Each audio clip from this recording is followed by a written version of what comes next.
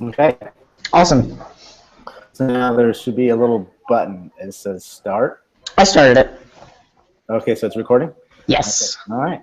All right. You know, you may not use it at all, but, you know, if you're going to actually do this kind of, if you're doing it for a capstone project, you might want to capture some of it's kind of neat to, and you might end up talking or interviewing a lot of people around this, you know, and so why not capture it? It's all free and it's flipped to your YouTube on YouTube that's associated with your Gmail.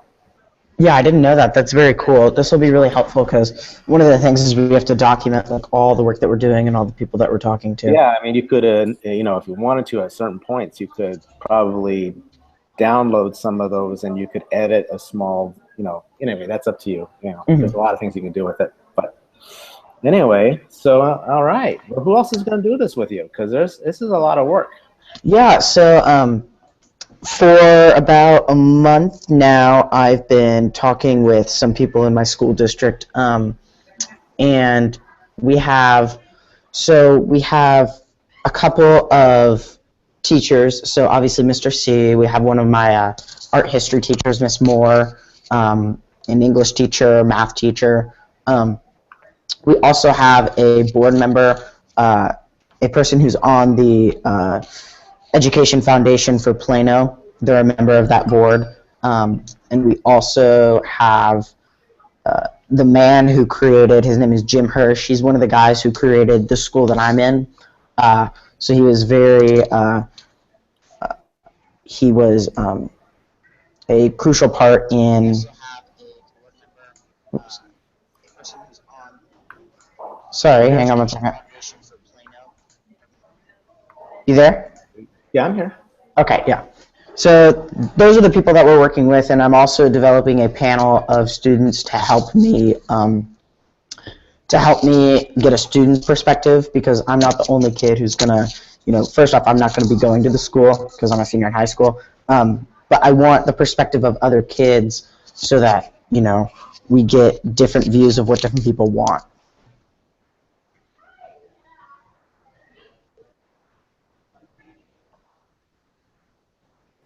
I muted myself for a second so you can hear all the background noise. Okay. Well, I'm going to send you something right now before I forget. Okay. Because I think there's a lot of information and some links that would be helpful for you.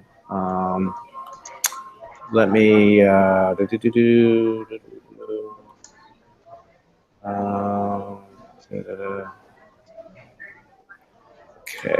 Just want to do this before I forget. Oh yeah. Yeah. Okay. I'll do that.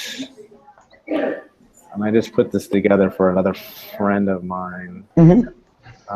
For Skylar, I'm gonna CC Brian. Okay.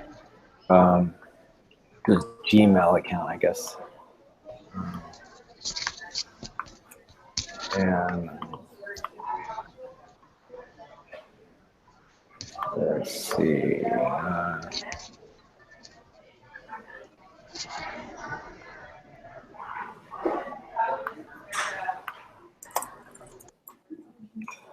Okay.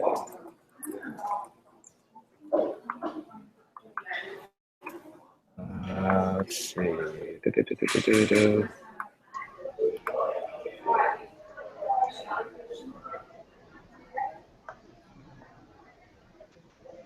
Actually, there's one at the top.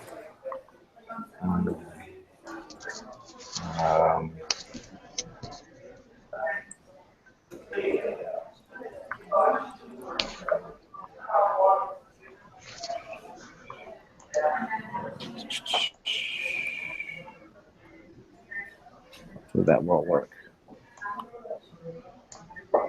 Okay, so I just sent you stuff. Okay, awesome. So it sounds like you got a bunch of people involved. I think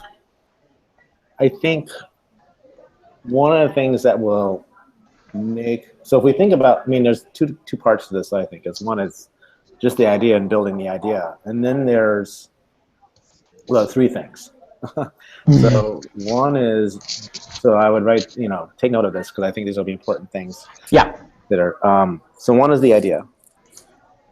Two is the sort of, if you think you can actually get this, is to build the infrastructure, and I mean, it would be political, social, and economic infrastructure to actually get it off the ground, which it sounds like you started to do, but I think you could do more. And I can say more about that. And then,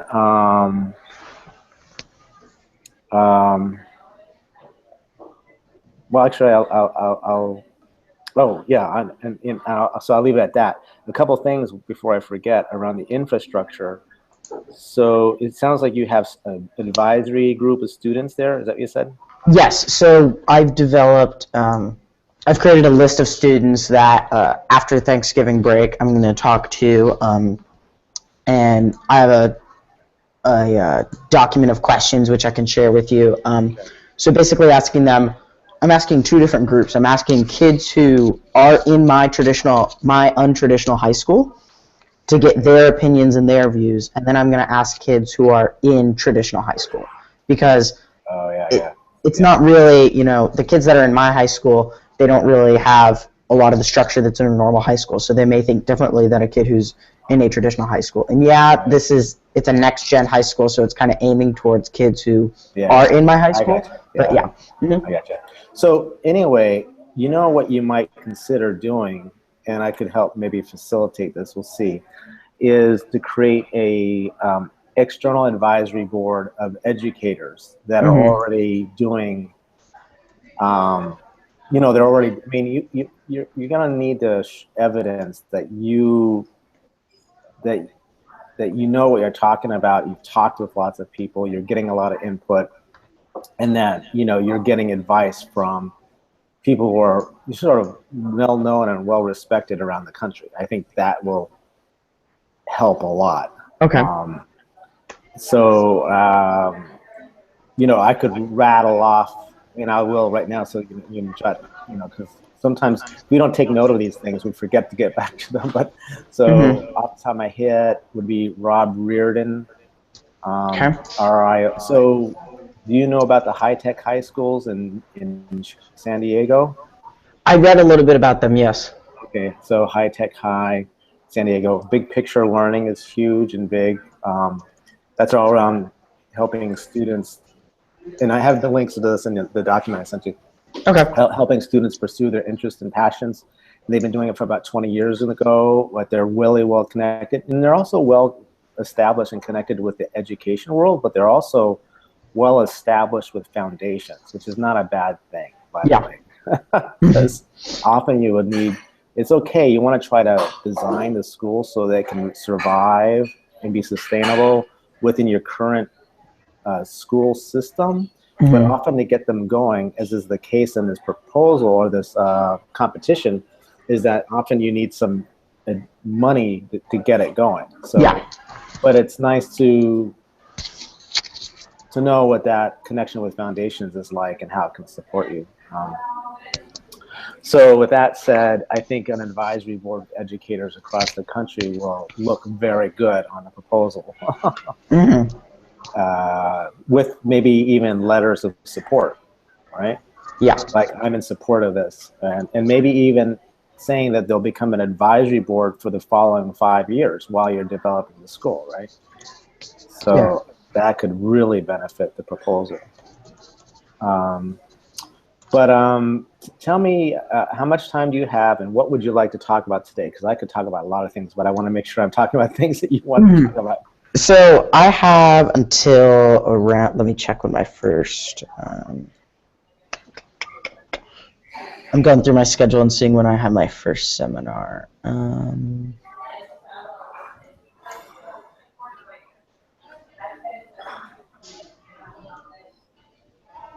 I have until 10:25. 10:20. Oh, okay. All right. Yeah, so about an hour. Yeah. Okay. All so right. What I wanted to talk about was, did you get a chance to read the documents that I sent you? Yes, I did. Okay. What did you think of our proposal and what we just came up with as our beginning thing? Okay, so anything I say anytime is always just food for thought and ideas. You never have to. I'm never telling anybody what they need to do, so you can take or leave anything I say, right? Mm-hmm. So this is fine. I think that creating a startup and being entrepreneurial is a good thing to do. The thing I would want you to consider, or you and others to consider, is that there's a couple different ways to be entrepreneurial, right? So one is, often people associate entrepreneurialism with making money. Like, I'm going to come up with an idea and I'm going to make money. So if you think about a spectrum of entrepreneurship, you've got people who say, I got an idea, I'm going to make a ton of money. I got an app that I want to put together and I'm going to make a ton of money. Then you've got, and they're not necessarily like at two ends of the spectrum, but they often tend to be that way. Then there are people who are entrepreneurial to support society and humanity in general. Like, if you look at nonprofits, and here's another website you could look at. I would recommend looking at idealist.org. Let me actually jot some of this down while we're talking so that I can send you some of this stuff. I just bookmarked it. Okay, I know, but I want to keep a record too because. Good morning, guys. We stand up for the pledge. I pledge allegiance. Okay.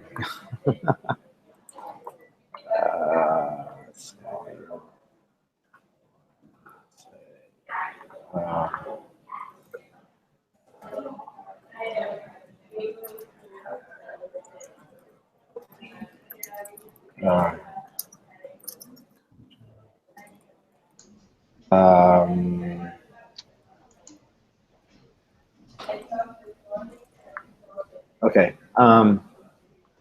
So,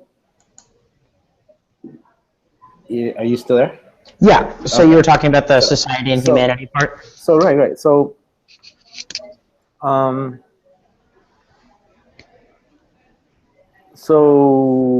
for example, so idealist.org is a website where you can access nonprofits in your area around the globe that are trying to do something good. The third annual T-shirt design contest. Sorry about that. Please Okay. So I'm sure in Plano, but I know in a lot of inner city neighborhoods, and not just inner city, but rural. So there are a lot of issues like hunger, right? One out of 5 kids under the age of 5 living in poverty or go hungry every night. There are a lot of there are people who are unemployed. There are kids who drop out of high school. There's domestic violence. There's the need for employment training for people who can't get jobs. There's social justice issues around. There's all kinds of them. But there's a lot of things that really need to be addressed. That's not really well. People try in this day and age, but one thing to be the difference is it's called social entrepreneurship, and that is like, for example, if a group of students said, well, like Plano's next to, where's Plano next to? Are you guys next to Houston or something, or? Houston, we're near Dallas. We're like 10 minutes north of Dallas. Right. Well, I'm sure in Plano, but certainly in Dallas. Like homeless. There's like 100,000 homeless students in the United States. Their kids going to high school every day, but they live on the streets. That's an issue, right? So the question is that I wonder whether you might consider the school being entrepreneurial, but not necessarily saying it's all about how we can make money. But there might be students or groups of students who say, I want to make a difference socially. There are a number of social causes, issues, problems in the US, if not globally, and we want to try to address those things. Right? So not only focusing on the kids who are like, oh, I want to make money with this, but I actually want to have something make a change. Yeah, right. I mean, an entrepreneurial activity basically is saying, is there a need, and how can I address the need? Is there something I can do with the resources available to make a difference? So now, like Uber as an example filled a need. I mean, cabs were really, they took a long time to get there and they were expensive. So Uber creates this whole other system, and everybody now they're making a ton of money, right? But you could decide to work with city council to raise monies to create a homeless shelter, or something like that, and a job employment shelter or something, so it's not like the need is not always about, anyway, I think two things. One, I think, the idea of the school will be that much greater because people will be like, wow, it's not just about making money. These kids are thinking about how they can contribute back to the community and to humanity. And two, I also think it's a really good thing for kids to be thinking about. So, why do these issues? Why are these issues? Why is there homelessness? Why is there poverty? We are a fairly wealthy country. What's the deal? You can become politically active too, right? I've had students in the school I had last year, without getting into too much detail, write letters to the president, and I've had them write their congressman and say, what's the deal here? This is not right. Like, what are you doing about it? How do you get involved in that? So I think the idea of the school would be that much more of interest to the funders or potential funders. That's not the only reason to do it. I actually just think it's a good idea. Yeah. So I like what you have, but I would expand it greatly along those lines. Does that make sense? No, that totally makes sense. I didn't really think of that as being a part of the school, but it's good to, hear that and have that brought up.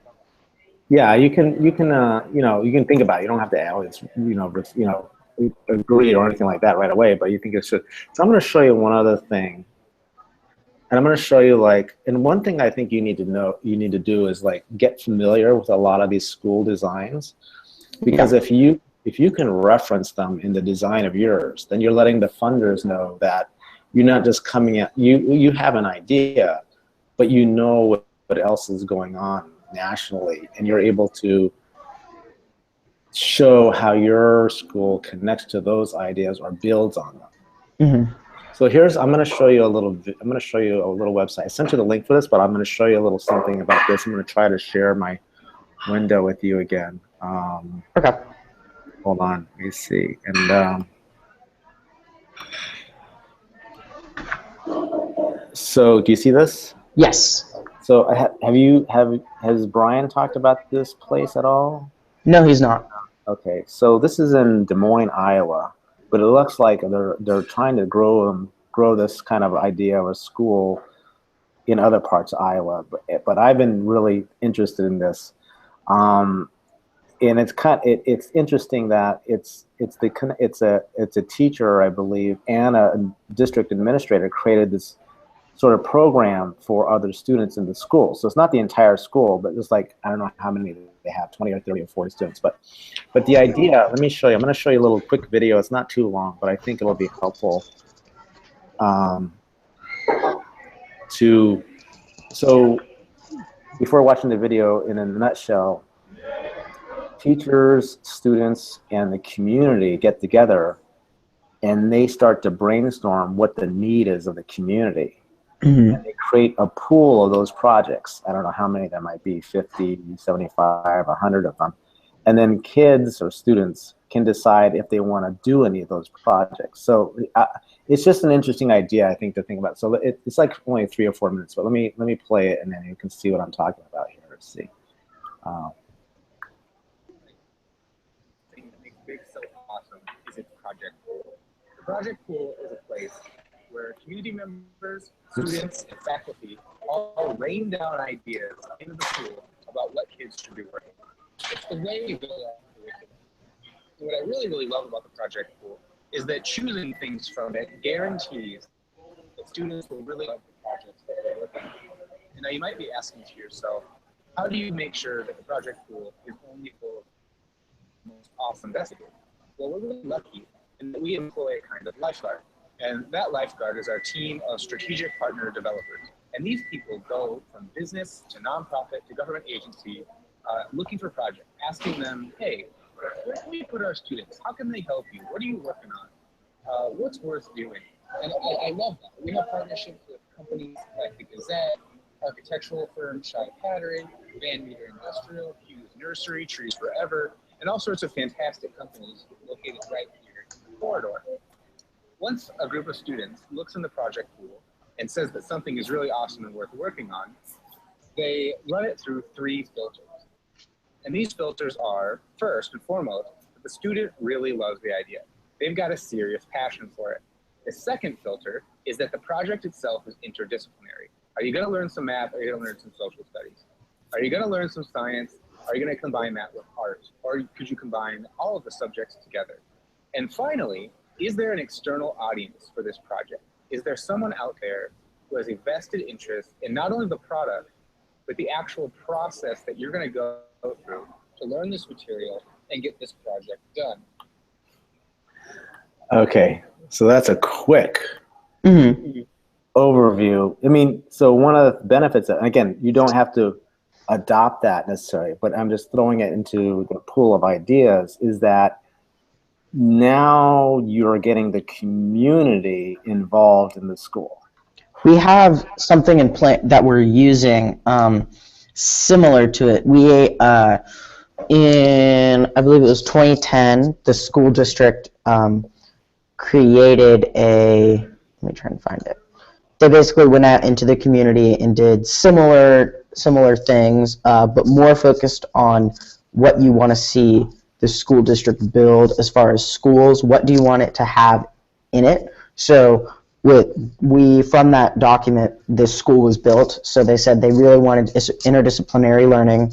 They wanted project-based, and they wanted STEAM, or STEM to start, and then they added STEAM. Yeah. So we have something similar to that, but is that more student-focused? It sounded like that. This right here, well, like who votes on the ideas? Well, they're all put into this pool. I mean, the students and the community comes in and talks with the students, and then the students and the community member talks about what is it that the community needs, and the students start to come up with some ideas of how they could do that. The key is, you see the filters, remember at the end? It's like the students have to care to do it, right? So, I mean, but what the problem is, one of the problems is, right, that kids are in school, students are in school, and they're like cut off from the external world. They're not interacting with the real world. So this is an opportunity for the real world to interact with the students, and the students go out to the real world and actually start thinking about, well, what is a need in the real world, and how can I help the real world address that need? So, you know, he mentioned a nonprofit, he mentioned the local newspaper, but the question is, like, right now, there's already a bunch of schools, and I don't know of all of them, but I've heard here, there are schools, basically, you know, there's like, okay, let me put it this way. There's like there's a bunch of schools where kids are developing robots, and they are trying to address, they have a challenge and so forth and so on, and that's fine. I mean, it's neat for the kids to do that, but it has no real connection to the real world. And the question is, how can you connect the work and the stuff that you're doing in the real world? And the way to do that is you have to build relationships with the external world, and you have to get the real world to start telling you what it is that, well, you have 2 ways to do it, right? The real world tells you what they need or would like. You work with them on it, and that's often an entrepreneurial activity too. I mean, people will come to you and say, well, I need this. Can you develop it for me? It's another thing. But the other thing is, you don't necessarily have to have the real world be the one that comes up with all the ideas. You can go out to the real world, interact with people, and you can come up with your own project. So it's not one or the other way. That's another thing you have to keep in mind. It isn't necessarily that there has to be one way to do things in your school. There could be multiple different things. Mm-hmm. So a community could come in and talk with you guys about what they're needing, but you can go out to the community and identify what you want to work on, or you do both at the same time. The question is, I think the key is if you're able to establish a system or protocol, if you may, whereby there's a lot of interaction with the real world. If you become siloed and you continue to have, this is the problem with high schools. They're like, as in the words of another person, they're like adolescent holding pens. Mm-hmm. There's no, and that's not the way. In fact, the best kind of learning, and particularly in adolescence, people would argue, is that they're engaged in a real world activity. But we separate them. We put them in a box, and they're not interacting with the real world. That's a problem. Yeah. So I'm not saying that this is exactly how your school has to run, but I think it's a really interesting, I think that what you need to be doing for the next, when does this actual proposal due? Is it March? So the next step of the challenge is due in February, and that's like the develop stage. So let me pull up the website really quickly. Find out. You have to. So the first part that I already did was intent to compete. So yeah, give your basic idea, and then the next part that is due is discover and design. So discover is like go out and do research and gather all the information that you can to then design your high school. And designing it includes like the teaching and learning, school mission and culture, networks and partnerships, and student engagement. Yeah. So this is, so this is exactly what you should be doing in the next month or month and a half or so, is reaching out and seeing what these other school designs. So I think that so that's one idea. Again, I'm not saying you have to do it exactly that way, but that's one idea that I think would have a lot of promise with the funders and is in concert with your original idea.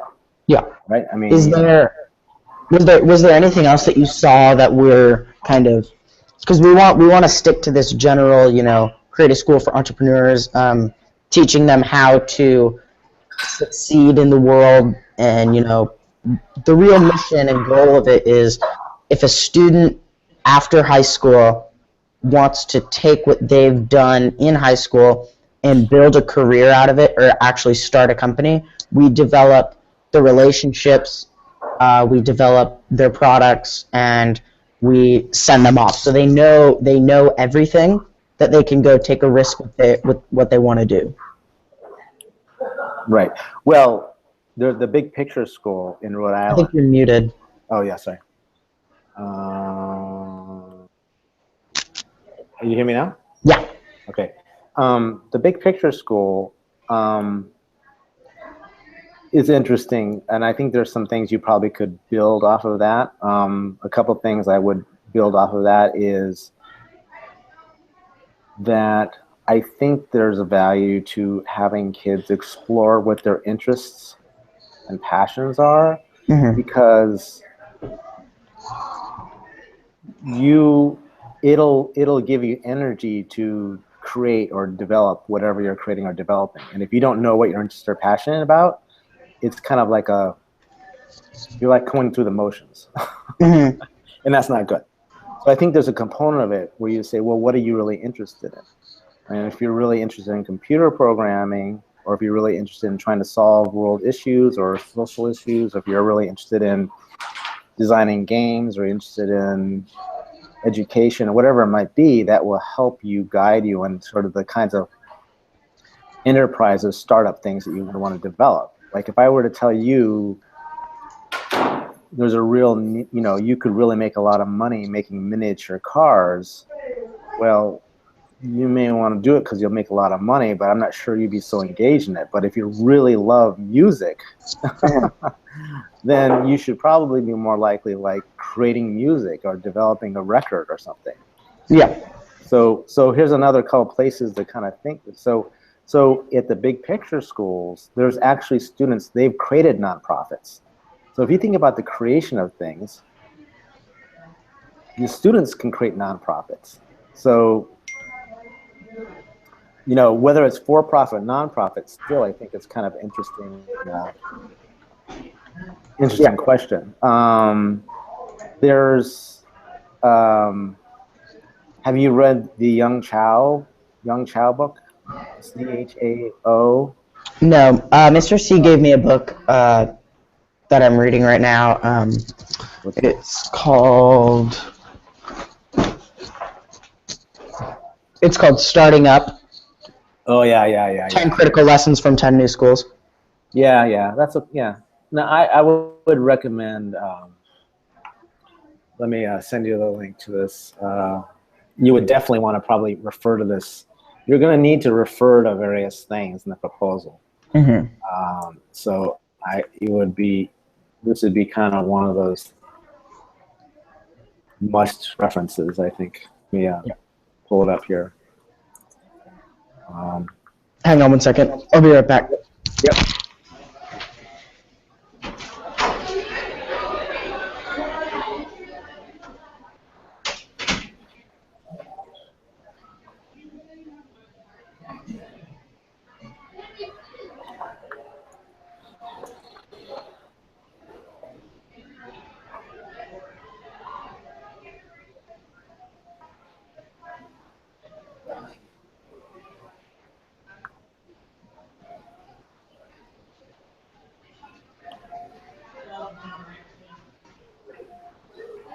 What the heck?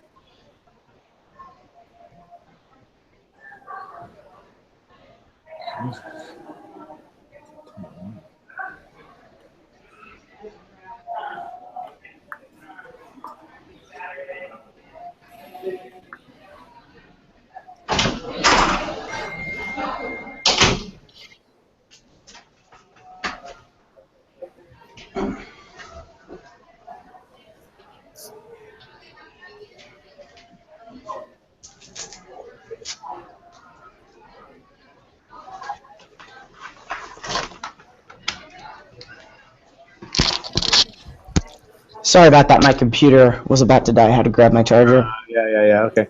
Good. So let me screen share again. So I'm going to go to Amazon. Okay. And I'm going to type in, we're going to do books, pull down window, Young, YONG, CHAO, which you can do too. So here's a book called World Class Learners. This guy has become very well known by a lot of people.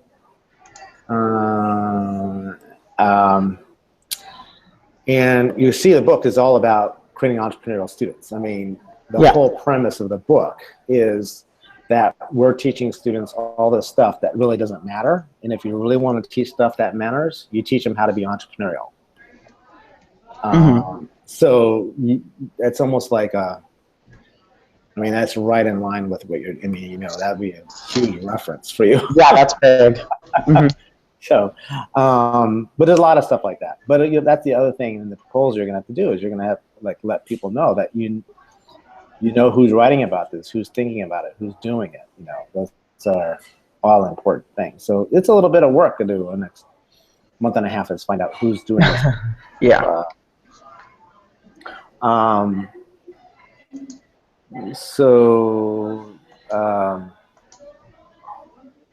So anyway, there's a lot to be said for that. I think, and I think there's also probably want to refer to a lot of literature on project-based learning.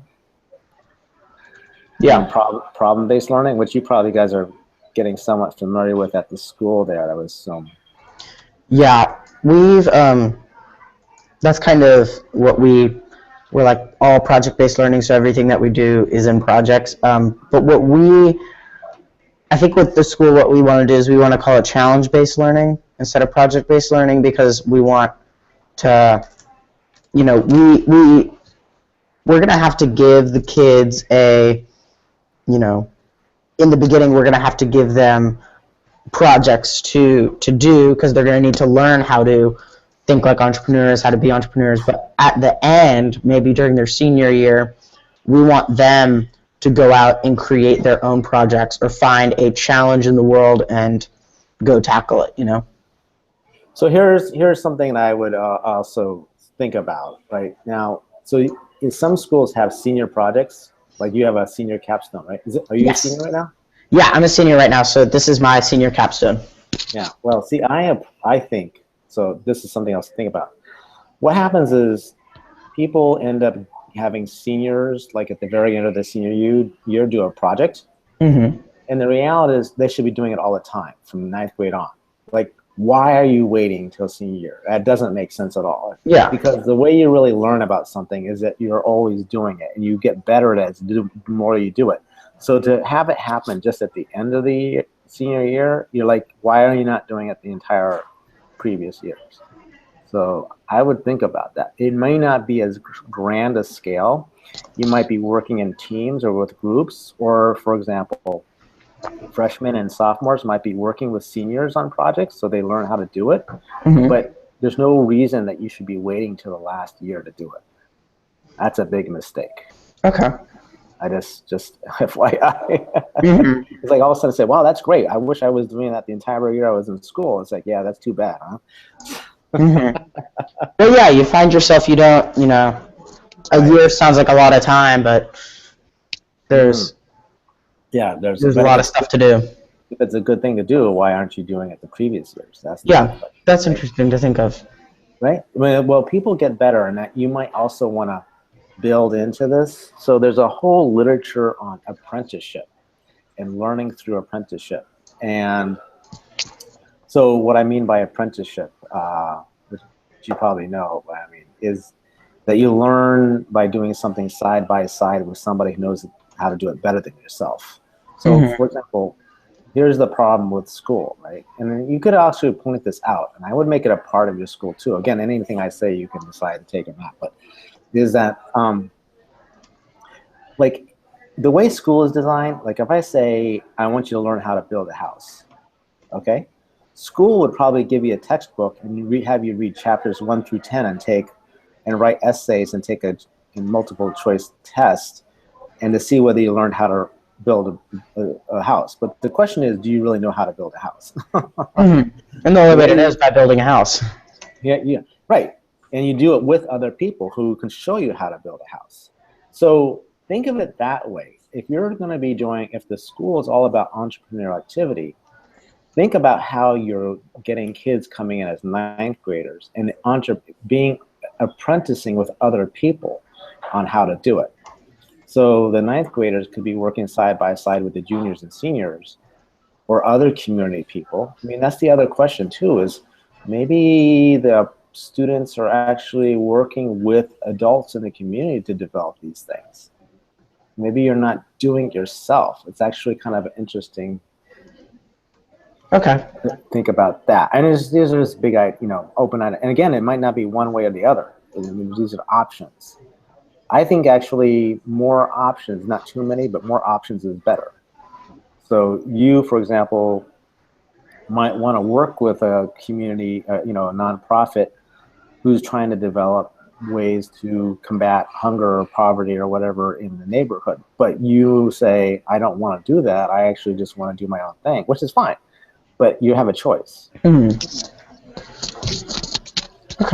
So I think the entrepreneurship stuff, the apprenticeship stuff, even though you're going to call it challenge-based, I think there's a lot of stuff in the literature around projects. I mean, it will become a project in and of itself anyway. If you're trying to meet a challenge, it's not like if the challenge is substantive and significant enough, you're not going to snap your fingers and it's going to be figured out instantaneously. Yeah. You're going to need to work on it. So by virtue of it being a challenge that you need to work on over time, it is a project. Okay.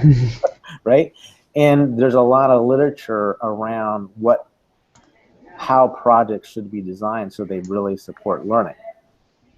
Mm-hmm. So I would not shy away from incorporating in the proposal how a lot of the work will be project-based. You are project and challenge-based, or you're going to say it's challenge-focused but project-based. I don't know, something like that. You know? Okay. The other thing, I'm just kind of throwing a bunch of stuff out there, but another thing I think is really important is that one of the criticisms that have come up is that we had this at our own school that we started last year, is that there are all these standards that the external world feels that students, the states, the nation feel like the kids have to like address or do. And I don't know how you're doing that at your school, but they say, well, you need to take a year of chemistry, you need to take a year of biology, you need to take a year of all that stuff. And then, so the question, one of the things you're going to have to start to figure out, and maybe you started figuring it out already, is whether or not you're going to figure out a clever way to address those through the challenges and the projects, if possible. That's going to be an important question. And I would also say that there are standards that people talking about now that are not necessarily, that more progressive people feel are important and are not in the national. So for example, the things I would be wanting students to focus on is learning how to learn. Like, how do I learn? How do I learn best? How can I go about learning and not do it in the context of school, but in life? How do I learn about things? Which is probably, I would say probably important. But it's not like a national standard. It's not like you have to take biology. But it's, and how do you create things? How do you make things? How do you design things? Design thinking, there's a whole area of work which you might be interested in pursuing or looking at. At Stanford University, they have a design school. And the whole focus of the design school is how do you design something? How do you go, what you're going to have to do? If you're meeting a challenge, you're trying to design something to meet the challenge. So it's actually called the D school, in short. A lot of people recognize it. And it's all about an important parts of how you design something. So another part of what you might say is, I'm not sure whether you will, but you might say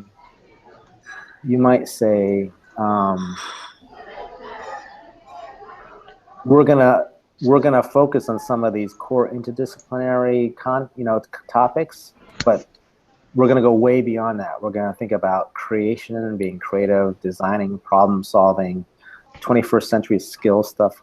People like, that kind of stuff. Anyway. There's a lot to take. There's a lot to take. No, yeah, I've got this big document with just a bunch of what you said, and it's good that you told me to record this. So what else? What other things? So I guess Just remember, just before I forget, remember the video I was showing you, right? Yeah. Remember the filters they were talking about? So I thought those are important filters to think about. I think that students should be doing things that they care about. That's important. Okay. And that was the first filter, right? Remember the second filter was, are kids going to be learning a lot of stuff through this? And I don't know whether you want to include that in your school, but the important part of that is that instead of telling kids they have to learn biology, chemistry, history, and all that kind of stuff, and then sort of giving them textbooks or telling them what they need to know, you can put it in the hands of the students and say, how can you learn what you think is important through the projects that you do? Yeah. And so it's much more student-centered or student-directed. In our school, we call that the real-world application of it, Okay, good. Cool. Right? Yeah. All right, so I just wanted to get that. So, in your opinion, what are the things that make these next gen schools fail? So what's the thing that makes them fail? Because we don't want our school to fail. So we've been talking a lot about the idea. So that's why I mentioned that the other thing you need to think about is the infrastructure. So there's a couple things so you need to think about the political system that you're situating the school in. Here's what I mean by that. If this school is part of the Plano School District, okay, a new superintendent can come in and say, well, I don't like that idea, and it could be gone the next year. So you have to think a lot about, is it part of the school district? Or is it something outside the school district? How would it exist outside the school district? Okay, just, Brian should be in on this conversation because that's a big question. The other thing, so then an example of that might be that you're an independent entity. I'm not sure whether you're a charter school because there are a lot of issues with that. Yeah. You become like to tell you the truth, you could probably figure out a way that it might be like an independent nonprofit entity that right now you're thinking about Plano. Yeah. But there's probably several school districts that are in the area, right? Mm-hmm. Well, you could be a school that serves all those school districts. So it's not one school district you're serving. You could be serving 5 or 6 school districts, and kids who want to sign up for this school can sign up for it. Those that way you're not situating yourself as like, we're only serving Plano students. We're serving students in the region or the area. What did you call that? A nonprofit what? Well, you just become a nonprofit. I mean, you become an independent entity. That'd be a little tricky, but you could have, in a sense, to tell you the truth, you should become a district unto itself. Become its own district? Yeah. Because then because then you can't get shut down because someone comes in and doesn't like you. Exactly. Okay. Now you would have to get busy. Brian or you, but people would have to get busy and figure out how that could happen politically in Texas. So could it be where, if I'm thinking, you call it a private school where the tuition is free? Well, you would not call it a private school or independent school, because that means that necessarily means that parents have to pay for it. What you want to do, you don't want parents to have to pay for it. No, obviously, but if you can make it to where it's like I'm trying to think, because private schools aren't connected to a school district. Yes, but they're private schools, the families have to pay for it. So it's an independent, what you want to do is call it a district because you want the monies that would go. So what happens in charter schools? So this is going to take a little exploration. Probably Brian needs to be, because this is kind of tricky stuff. Is, for example, here's an example. So I was just in Seattle this weekend, and there's a community college there, and they have a high school. They run a high school, the community college, which is like another thing you could do. But then if you associate yourself with a community college or a university, the president of the university or community college could say, I don't like it either, and they could shut it down. Yeah. But the reality, what happens is, at this high school, what happens is if a kid wants to go to that school, the money that would go to the school district for that kid goes to the school instead. So they get like $10,000 per kid. And that's what you want to do. You want to figure out if you can, and it politically might not be viable, what you want to do is set it up so that there's like, you might actually create an agreement. And this is where I think that, this is Brian would need to really, I need to hear from him because politically, you can say, what are the, name three other, what are the other three school districts in the area? We have DISD, we have Frisco ISD, we have Richardson ISD. Okay, so you make an agreement amongst the four school districts and say, here is an independent entity. No one of you runs the school. It's going to be an independent charter, but you can send kids to the school. And then you figure out the relationship such that nobody can shut it down. Okay, so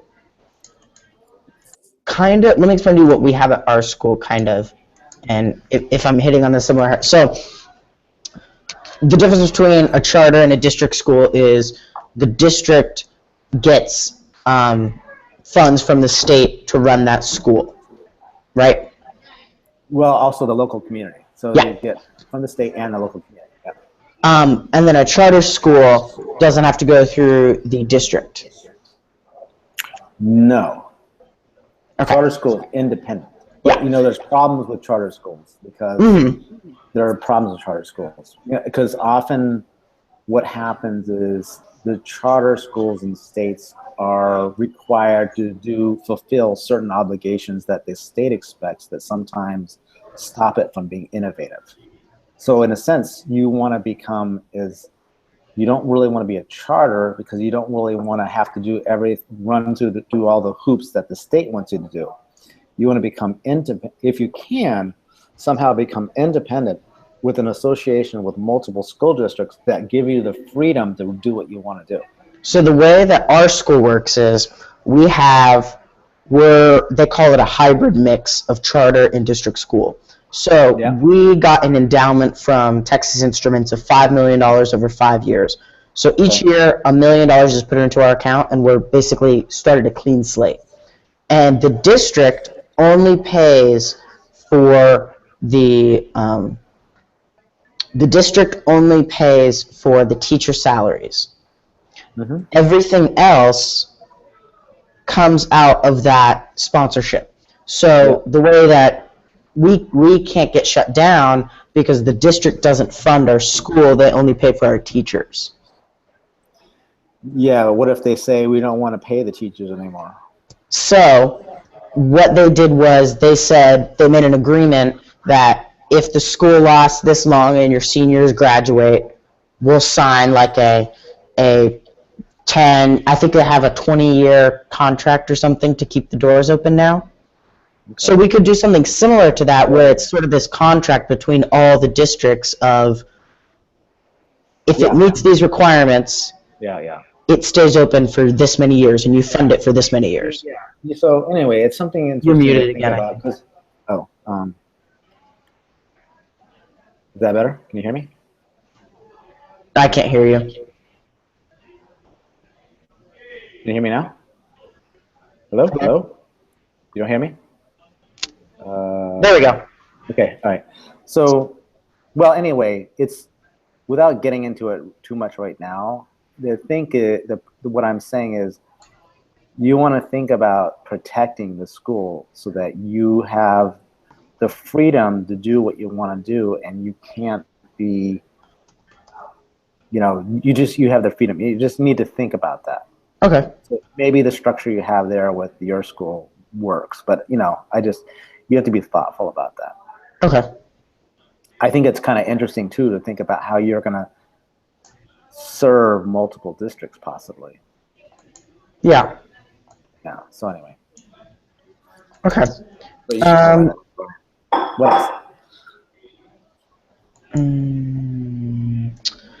So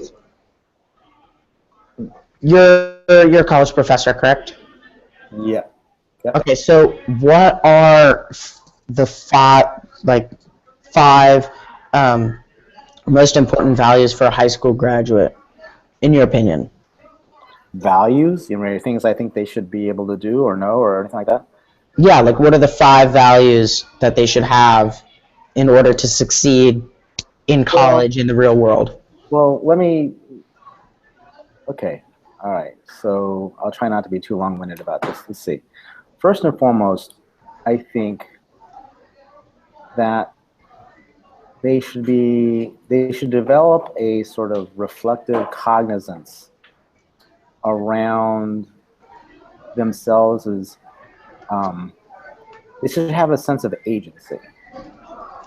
What I mean by that is that they feel like that they can do whatever they really put their heart and mind and passion into. Like they can make and design a life rather than have life happen to them. Okay. Like you have to have a sense when you graduate. Like my mother instilled this in me when I was growing up. Just like you can make your life. You can design your life. You know, you can have this sense that life happens to you, and it's like it's really a bummer, and I can't control it. But it's very different of always say, hey, you know what?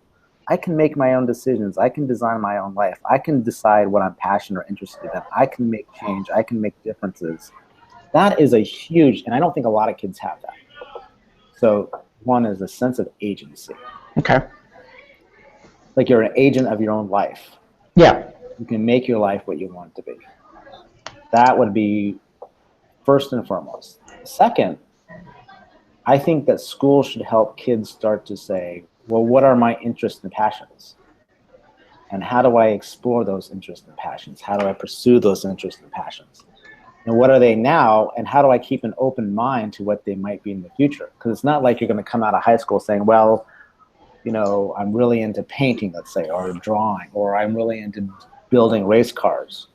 Well, but don't keep a closed mind and think that that's what you're going to be interested and passionate about your entire life. And be open-minded. There might be things that come up the road where all of a sudden, you know, the really incredible people, like a lot of people stick with the same thing, but there are a lot of people who would say, wow, I'm going to go in a different direction because I'm really interested in this now. And that's okay. But for the most part, if you are not, I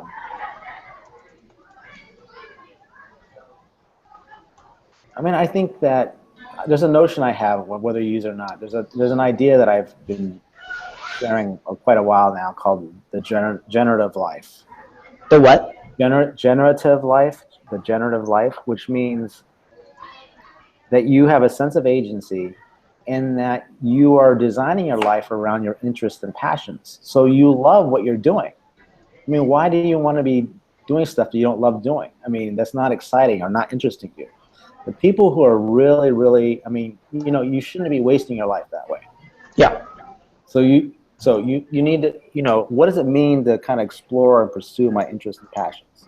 Okay. That's the second thing. Now I'm a little wacko, so I'm not like a typical college instructor or whatever. I'm kind of very progressive, so you don't hear a lot, but I'm very live on the outer edge a little bit. But so the third thing I would say is kind of build a capacity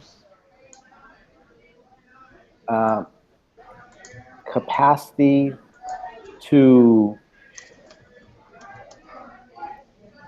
create, make, and do.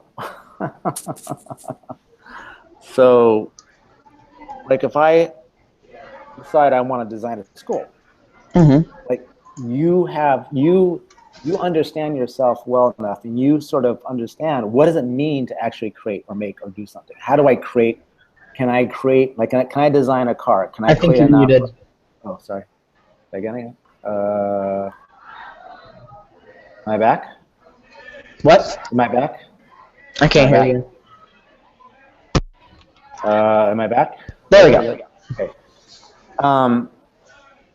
So, you know, like if I wanted to start a restaurant, like I would have the wherewithal to find the resources and figure out how to make a restaurant or to build a house or to create a nonprofit. But the capacity and competency to create, make, and do is really a good one.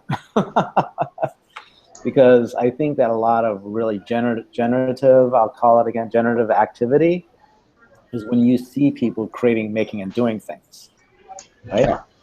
So I'd say that would be really important. I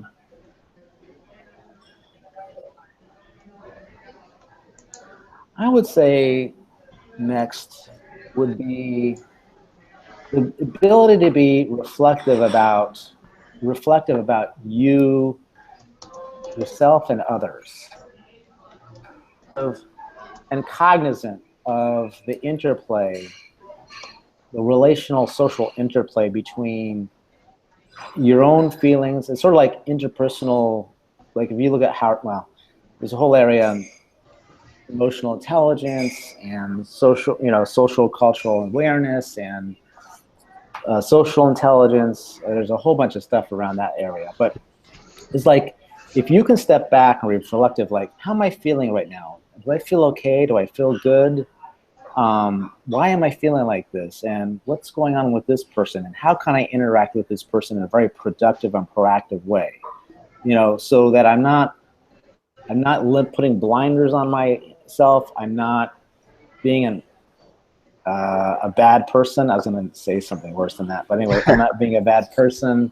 I'm very attentive to how other people are feeling. I'm very cognizant. I'm cognizant of how I act and how it makes other people feel. So that's the whole sort of like, because in reality, unless you're going to be someone who doesn't care about other people, or you do work that doesn't involve others, it's kind of really important to be able to be cognizant of those things.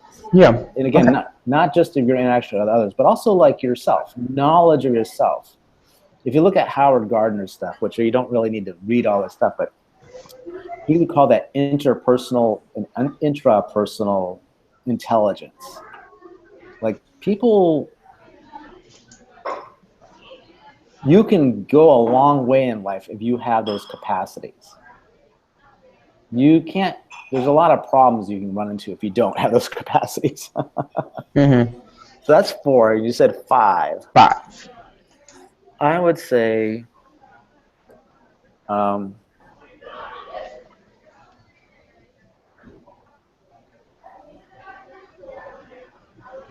this is my personal, and I don't know that people have to have this to be successful in life, but I think the other thing I would really want students to come away with is sort of a broad knowledge of, like, what our world is, how it works, how it operates, and what the challenges and needs are. Like, I would want high school students, college students for that matter, like saying, oh my goodness, I see all that's going on, that's possible, and there's some good stuff, but there's a lot of not good stuff. And I'd like to figure out a way that I can contribute to humanity to make a difference. So it's kind of a disposition. There's another word you might want to look up and think about, is like, often people talk about kids developing skills, like how to write well or communicate well or do math and all that kind of stuff. There's another word that you probably need to kind of get familiar with, is that competency. What does it mean to be competent? But I think there's a better word, which is sometimes is dispositions. So let me give you an example of that real quick, and I know you got to run. So if one of the things people say is that kids should be able to engage in critical thinking. Well, you can teach critical thinking in a classroom, and if you tell a kid, I want you to engage, I want you to take this problem and think about it critically, kids can do that. That's not a problem. The problem is when they go out in the real world, they don't see where they can actually use those tools or skills. So you have to be aware when you can employ those skills that make a difference. And you have to be inclined to actually use those skills to make a difference. And if you don't have those things, then you don't have the disposition to act. It's like, I could say to you, is there a need, anyway, it's another, we could talk at length about it, but what dispositions you want students to come away with, I think is actually a much better word. I think you're muted again. try hitting me, because I think it's on your end. Somehow I'm getting muted. Oh, Can you click? No? no. I can hear you now. Okay, anyway, the point being, what you really want to do is develop dispositions. And that is the disposition to act, to think critically, to create, to give back, to develop, to, you know, that's those dispositions are the really important things, I think. Okay. Well, I gotta run. Thank you so much, Dr. Unger, So for taking the time to do this. Yeah. Yeah, before you go, click on the stop